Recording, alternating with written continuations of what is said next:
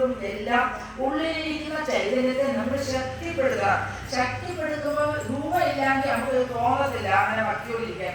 അതിനാണ് രൂപം കൊടുക്കുന്നത്. നമുക്കും ലളിതാദേവിയെ നമ്മൾ ശ്രീചക്രം ഉണ്ടാക്കിയിട്ട് അതിലേക്ക് ദേവിയെ ആഹ്വാനിച്ചിട്ട് ദേവിക്ക് തിരുമേനി ഇവിടെ ക്ഷേത്രത്തിനകത്ത് ചെയ്യുന്നതെല്ലാം ചെയ്തിട്ട് നമഃ ചേർത്ത് ഓം ശ്രീമാത്രേ നമ, ഓം ശ്രീ മഹാരാജ്ഞിയെ നമ എന്ന് ദേവിയുടെ കാൽപാദത്തിൽ പൂക്കൾ അർപ്പിച്ചിട്ട് ഉള്ളിലുള്ള ചൈതന്യത്തിനെ ശക്തിപ്പെടുത്താം.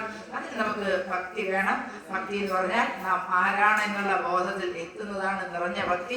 ആ ഭക്തിഭാവത്തെ മനസ്സിലാക്കിക്കൊണ്ട് ഈ ദശകം എല്ലാവർക്കും മനസ്സിലാക്കാൻ സാധിക്കുമാറാകട്ടെ. ഇത് ഭാഗവതമാണ് ഞങ്ങൾ പറയുന്നതെന്ന് മനസ്സിലാക്കണേ.